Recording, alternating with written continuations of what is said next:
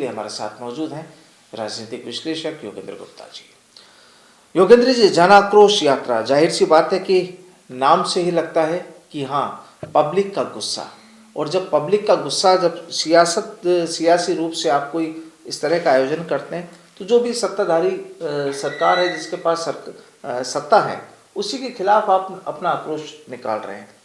सवाल ये कि क्या मैं सही हूँ, पहली बात, और दूसरा कि जो टाइम का जो कैलकुलेशन है, राहुल गांधी की भारत जोड़ो यात्रा और बीजेपी की जन आक्रोश यात्रा। देखिए प्रदीप जी, जो भारतीय जनता पार्टी का जन आक्रोश यात्रा या रैली निकालने का जो इनका प्लान है, उसके दो मकसद हैं। पहला मकसद राजनीति को गरमाना, दूसरा मकसद जो राहुल गांधी आ रहे हैं, क्योंकि देखिए अभी तक का राहुल गांधी का रिकॉर्ड ये रहा है कि राहुल गांधी जिस भी स्टेट में जाते हैं, वो चाहे महाराष्ट्र में गए हों, चाहे वो भी एमपी में जा रहे हैं या उसके पहले वो साउथ में जाकर आए हैं, तो उनके साथ में, चूंकि राहुल गांधी, इसमें कोई शक नहीं है कि अपने आप में एक बड़ा चेहरा है, बड़ा नाम है, बड़ा ब्रांड है, कांग्रेस के सबसे बड़े लीडर आज की तारीख में है। वो जब किसी भी स्टेट में आते हैं तो खबरें भी बनती है, भीड़ भी जुटती है, चर्चाएं भी होती हैं। हाँ, चर्चाएं भी होती है और एक माहौल भी कुछ पैदा होता है। बिल्कुल। राजस्थान की राजनीति में कांग्रेस में जो विघटनकारी चीजें चल रही हैं कि एक तरफ अशोक गहलोत और सचिन पायलट के बीच लड़ाई है, दूसरी तरफ मुख्यमंत्री पद की लड़ाई है, तीसरी तरफ अगली बार सत्ता में वापस आने की लड़ाई है। तो ऐसे में जो राहुल गांधी की यात्रा है वो अपने आप में काफी अहम है। लोग एक्सपेक्टेड कर रहे हैं कि क्या राहुल गांधी के आने से एक ज्वार यहाँ पर पैदा होगा, क्या अशोक गहलोत और सचिन पायलट के बीच की जो दूरी है क्या वो यहाँ पर दूर होगी, क्या जो संगठन है उसमें एक नई जान यहाँ पर फूकेगी। और जिस तरीके से वो रोज 20 से 25 किलोमीटर चल के इतनी लंबी यात्रा कर रहे हैं, वो भारत का जो राजनीतिक इतिहास है उसमें एक विलक्षण है, क्योंकि इतनी लंबी पैदल यात्रा भी किसी की राजनेता ने की नहीं कभी भी। तो एक जो मैसेज यहाँ पर जाएगा तो उस मैसेज का क्या असर होगा, तो भारतीय जनता पार्टी इसको समझ रही है। तो भारतीय जनता पार्टी ने उस यात्रा को साइडलाइन करने के लिए, और अगर उस यात्रा से कहीं कोई इंपैक्ट होता है जनता में, उसको खत्म करने के लिए, उसको वॉश आउट करने के लिए इस यात्रा को प्लान किया है। क्योंकि इस यात्रा को खत्म होने के बाद में वो जयपुर में या किसी और जगह पर एक बहुत बड़ी रैली नरेंद्र मोदी की करने का प्लान कर रहे हैं, जिसके अंदर ये गुजरात चुनाव के बाद होगा, जिसमें गुजरात चुनाव के जो भी परिणाम होंगे, अगर वो भारतीय जनता पार्टी के पक्ष में आते हैं, हिमाचल के चुनाव भारतीय जनता पार्टी के अगर पक्ष में आते हैं या जो भी होते हैं, तो उन सब चीजों का मुलम्मा चढ़ाते हुए एक बहुत बड़ी सभा यहाँ पर होगी और यहाँ की राजनीति को गरमाया जाएगा। तो इनका उद्देश्य ये है कि जो कांग्रेस में राहुल गांधी की यात्रा के बाद एक नई ऊर्जा का संचार होगा, उसको ब्रेक किया जाए, जनता में इस आक्रोश रैली के माध्यम से भीड़ इकट्ठी करके मैसेज ये दिया जाए कि जनता पे कोई इसका फर्क नहीं पड़ा और जनता इनके लिए पूरी तरह से इनके विरोध में है। तो ये आक्रोश रैली निकाल करके प्लान कर रहे हैं। दूसरी बात जी, दूसरा इनका प्लान ये है कि जो भारतीय जनता पार्टी में अंदरूनी संघर्ष है, जब ये रैली निकलेगी तो रैली में ऊपर से कहा जाएगा कि सभी लोगों को यूनाइटेड होकर एक साथ निकलना है।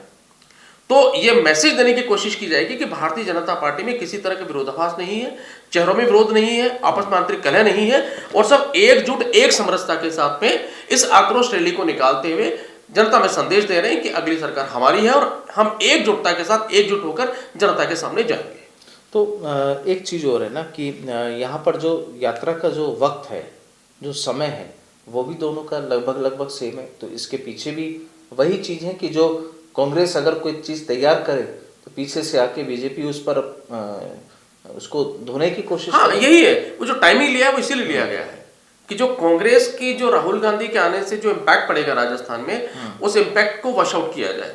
क्योंकि ये जो इनकी यात्रा है वो यात्रा 1 दिसंबर से शुरू होगी, लेकिन राहुल गांधी की यात्रा के बाद भी चलेगी ये चरणों में। तो उसको ये वॉश आउट करने की कोशिश करेंगे और जहां जहां राहुल गांधी जाएंगे पीछे पीछे अपनी यात्रा लेकर जाएंगे और इसको खत्म करते हुए अपनी जमीन को मजबूत करने की कोशिश करेंगे। अच्छा, एक चीज और जो चर्चाएं जो चल रही कि इनका जो पोस्टर वगैरह जो तैयार हो रहे हैं उसमें राजस्थान के कोई लीडर्स की तस्वीरें शामिल नहीं नजर आती। सबसे इंटरेस्टिंग चीज यही है इस जन आक्रोश यात्रा या रैली में जो पब्लिसिटी मटेरियल है, यानी जो पोस्टर है, बैनर है या जो बैकड्रॉप्स बनेंगे, उस बैकड्रॉप में अभी तक की खबरें जो आ रही है मीडिया में, वो खबरें ये है कि उसमें सिर्फ 2 व्यक्तियों के चेहरे होंगे। एक होंगे नरेंद्र मोदी और दूसरा होगा जेपी नड्डा, जो राष्ट्रीय अध्यक्ष है भारतीय जनता पार्टी के। ये अपने आप में बड़ा कौतूहल का विषय है और बहुत बड़ा मैसेज राजस्थान में दिया जा रहा है देखिए इसका मैसेज क्या है?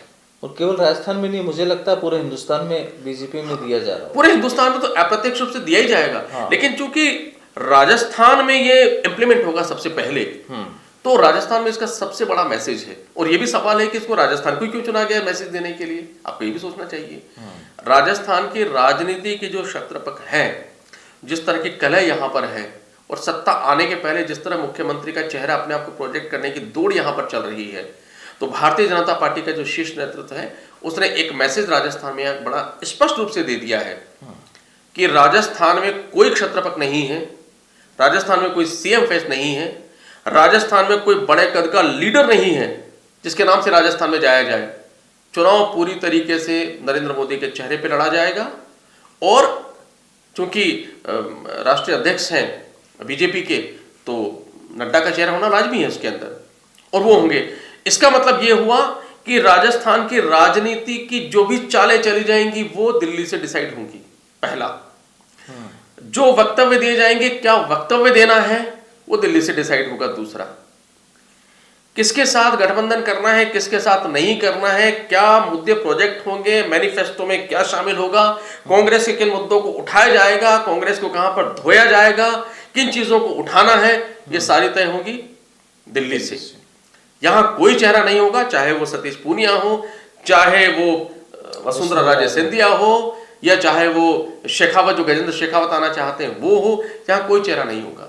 और एक तरह से इसका मैसेज सिर्फ यह है कि आप सब एक सामान्य कार्यकर्ता हैं।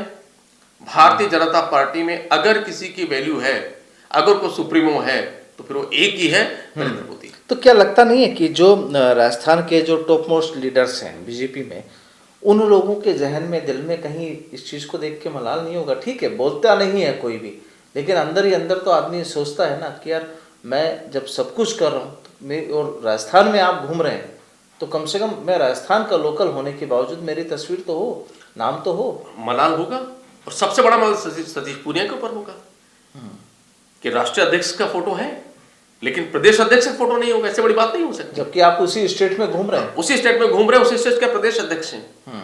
और प्रदेश अध्यक्ष होने के नाते आप फ्रंट फेस हैं किसी भी चीज को करने के लिए, मुद्दों को उठाने के लिए, बात करने के लिए, मंच पर बैठने के लिए, और आपका चेहरा वहां नहीं होगा।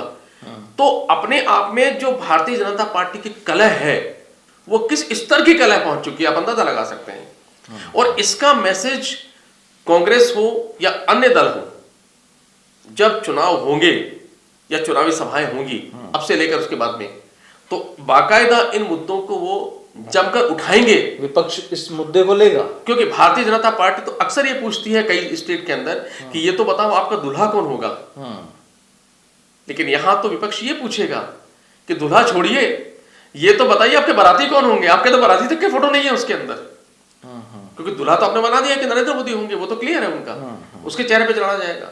और ये भी बता रहा है कि एक तरह से एमपी में चुनाव है, एमपी के अंदर क्या अगले चुनाव में शिवराज जो है उनको क्या वहां पर मुख्यमंत्री का चेहरा प्रोजेक्ट किया जाएगा। इसी तरह छत्तीसगढ़ में है। तो एक तरह से यहां से ये मैसेज भी दिया जा रहा है कि भाई अगर आप भी वहां पर इस तरीके से क्षत्रपक बनने की कोशिश करेंगे, तो ये अगर प्रयोग राजस्थान में किया जा सकता है तो फिर किसी और स्टेट में भी किया जा सकता है। अब मजबूरी यहां पर यह है कि जो केंद्रीय नेतृत्व है भारतीय जनता पार्टी का, वो इतना मजबूत है, वो इतना मजबूत है कि लाख मन में मलाल हो, ये लाख तिल मिलाए, पर कोई कुछ कर नहीं सकता। और मुझे लगता है कि ये सबसे बड़ा जो इफेक्ट होगा वो वसुंधरा सिंधिया पर होगा, वसुंधरा जी सिंधिया पर। क्योंकि उपाध्यक्ष होने के बाद भी वो राष्ट्रीय राजनीति में नहीं गई, गाहे बगाहे मौके बमौके उन्होंने इच्छा जाहिर कर दी। उनके जो समर्थक हैं उन्होंने बिल्कुल प्रत्यक्ष रूप से कहा कि भारतीय जनता पार्टी को अगर जीतना है तो वसुंधरा का कोई चेहरा नहीं हो सकता। पायलट तो अघोषित रूप से थे यहाँ पर। बिल्कुल। तो मुझे लगता है कि ये सब लगाम लगाने के लिए इस आक्रोश रैली के माध्यम से ये सारी की सारी कवायद की गई है। और जब किसी का चेहरा ही नहीं होगा किसी पोस्टर के ऊपर, तो फिर सब समान है। आपको रैली में चलना है तो कौन ऊपर बैठेगा, कौन नीचे बैठेगा, कौन आगे होगा, कौन पीछे होगा, कौन दाएं होगा, कोई बाएं होगा, ये सवाल भी खत्म हो गया। जब मंच होगा तो मंच पर कौन आगे की कुर्सी बैठेगा, कौन पीछे की कुर्सी बैठेगा, ये सवाल भी खत्म हो गया, क्योंकि सारे समान कर दिए वहां। यानी कुल मिलाकर देखिए, लगता यही है कि हो सकता है कि बीजेपी के टॉप मोस्ट लीडर, शीर्ष नेतृत्व जो है, उसने शायद कि राजस्थान में कोई रार ना हो, नाम को लेकर या चेहरे को लेकर या तस्वीरों को लेकर शायद हो सकता है कि उन्होंने इस एंगल को सोचा हो, लेकिन राजस्थान की राजनीति की जो कहानी है वो लगता है कि शायद उनकी सोच कुछ होगी, लेकिन यहाँ पर उनके उस पैतरे से जो एक नई राह का जन्म होगा राजस्थान की राजनीति में, भारतीय जनता पार्टी में, शायद ये आगे आने वाले टाइम तक भी मुझे लगता नहीं कि खत्म होगी, क्योंकि कईयों को ये परेशान कर रही होगी ये चीज। हाँ, परेशान भी कर रही होगी और एक तरह से उनको मैसेज भी दे रही होगी, मैसेज भी देगी कि जो राजनीति है भारतीय जनता पार्टी की वो यूं ही है, वो यूं ही है और इसी तरीके से चलेगी। अगर आप इसको एक्सेप्ट करते हैं तो आप रहिए और अगर एक्सेप्ट नहीं करते हैं तो अपना रास्ता नापिए। प्रॉब्लम यह है कि भारतीय जनता पार्टी का जिस तरह शीर्ष नेतृत्व हो रहा है और जिस तरीके से वो वोट दिलाने में सक्षम है, उसकी वजह से कोई कितना मलाल कर ले और छोड़ के जाने की हिम्मत भी नहीं कर पाता।